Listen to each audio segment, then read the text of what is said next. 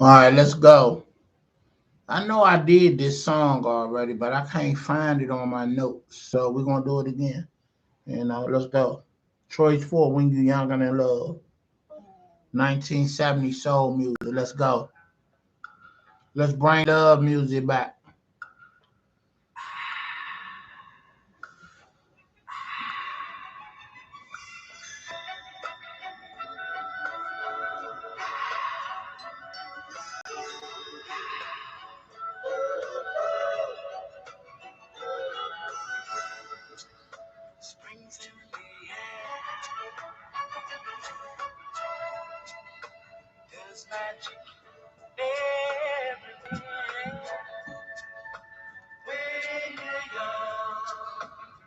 And in love. Did y'all know on Good Times the song that Michael was singing? This was the song. They speeded it up because the Choice Four groove with it and it's slow. But he speeded it up and then he actually recorded it. Ralph Carter is Michael on Good Times' real name. And it became a hit record with him singing it. So this song was a hit two times from two different people. The group Choice Four, who is the originators of this song, and then Ralph Carter. Van McCoy is the writer of all the music, so he got the credit.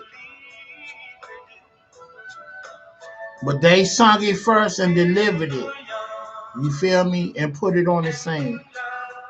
Let's go.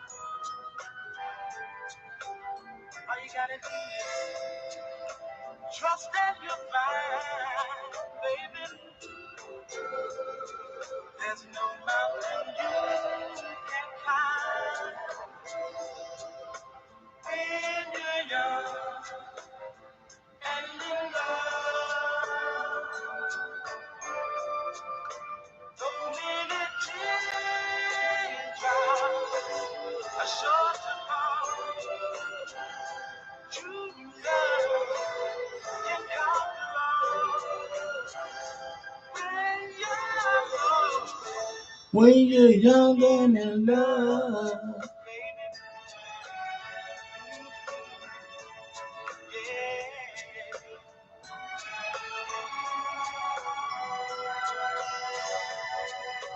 When you're young and in love. I gotta look through my notes. I gotta find that sheet. It's a whole sheet missing.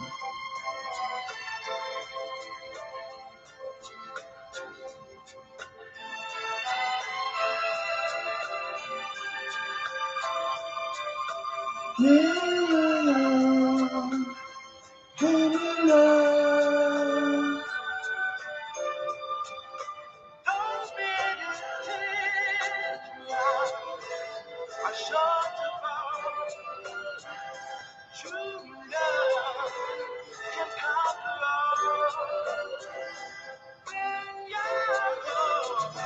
When you're young and in love.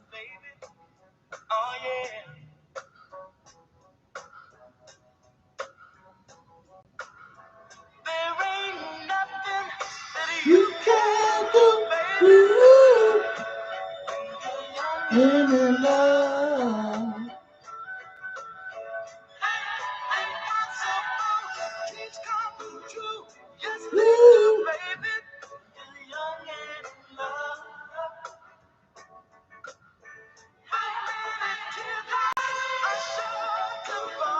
Ooh. Ooh.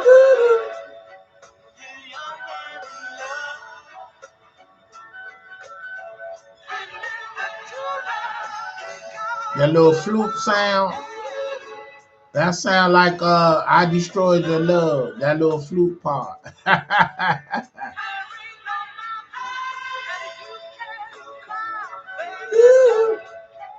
You gotta know your music to hear them little, them little parts in there. Alright, alright, let's get some visuals. Okay. See the brother that's in the middle? like with the biggest bush, and the brother on, I'm gonna say left, but it's my left, so that might be your right. So that's my uncle Bobby Hamilton, and the other guy is Ted. I don't know his last name, with the biggest bush that's smiling, and in the middle, with the chest all out. Them the only two survivors. And I think, like my mother say, every time you talk about this group, she always mentioned the guy from the Virgin Islands. So I think that was his thing when he introduced himself. My name is Ted and I'm from the Virgin Islands. So that was his thing right there when he introduced himself. I'm assuming, right? And yeah, so these were some players, some player brothers back in the day. They had the ladies throwing the panties on the stage, sneaking on the tour bus and everything. So they lived that rock star lifestyle. You know what I'm saying? And it just seemed like, as time progressed, the money became bigger and better. Like, just think of in our age group now how the early rappers wasn't paid, the early R&B artists wasn't paid like they getting paid now, like they doing world tours now.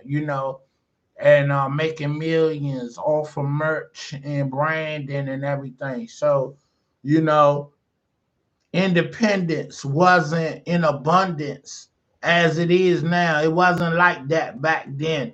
You know what I'm saying? Where you in control of your own career, and the internet wasn't around where you could just put your own material on the internet and make your own money, your own independent money. And then when whoever see you doing your thing and you commanding millions of people or a limited amount of an audience, then somebody light bulb go off and say, you know what, we can make some money with them or offer them. And then it's your chance at that point to become a business minded person and negotiate what's best for you.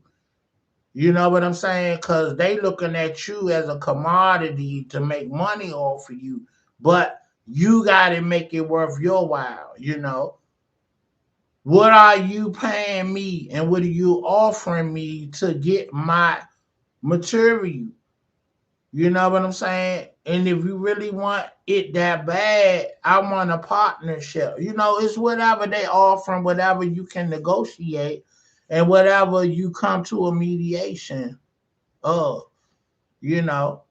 But, nowadays they want to throw a couple of dollars at you, and then, they know people poor, people don't have no money. So pretty much what you try to throw at them, they'll jump at it. And then they don't know what's in their contract. They might be signing a 360 deal, or, you you on the hook for, 5, 6 albums, 10 albums that you gotta give these people before you get out your contract. Um, I just saw something that said the duo group that Beyonce has for Chloe and Halle, she gave them $1 million for 5 or 6 albums. So you know, so I'm like, $1 million a lot of money, but then you got to factor in that, hey, I gotta pay tax on that meal. So after tax, that's 600,000. But you're under the Beyonce umbrella, so you want to make money from shows and endorsements, and So do she have a 360 deal? That means she get a percentage of everything, or you know, uh, uh, you know, that means 360 is a forever deal. So you want to try to stay away from that, you know. But I just feel like I mean, you want to stay away from that at all costs, Now, let's work out a percent deal that as long as I owe you these albums, and then after that, I'm done with you. Your hand come out my pocket unless I re-sign with you. But a 360 deal mean anything that ain't even related to music, they trying to get a percentage of. If you make your own fragrance, or you make pajamas, or sleeping robes, and it becomes successful, that means whoever you're under a 360 deal with, they get any kind of outside money you get, and you do not want to sign nothing like that. So let's be smart out here. All money ain't good money. And let's just say this: if somebody offer you a deal or any situation and you turn it down, that means somebody else is looking at you as well, or gonna come behind you.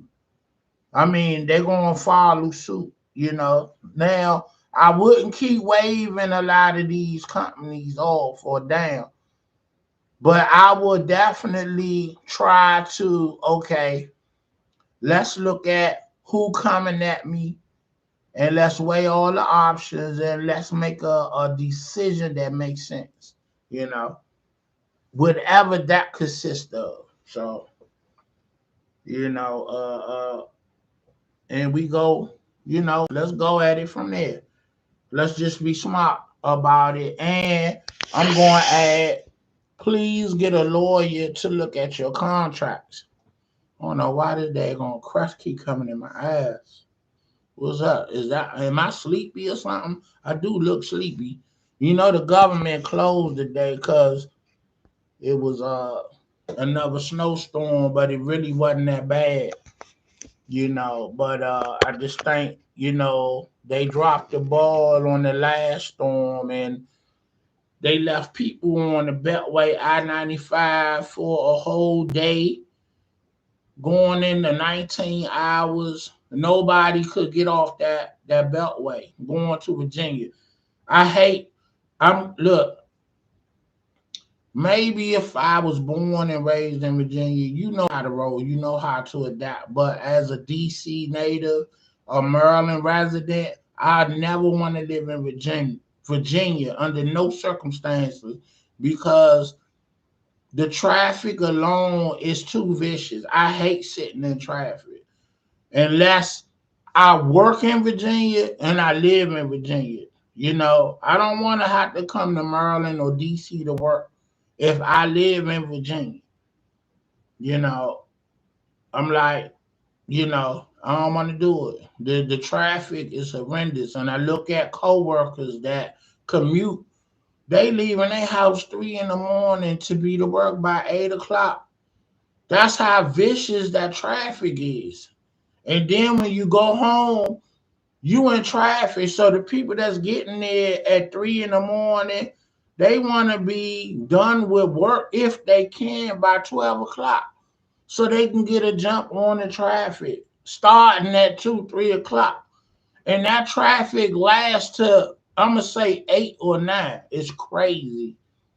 So Virginia, y'all can have it. You see what happened.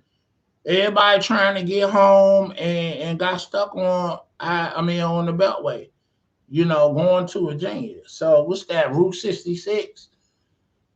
What they said, yeah, or I-95 going up to Baltimore, with something going and coming both sides.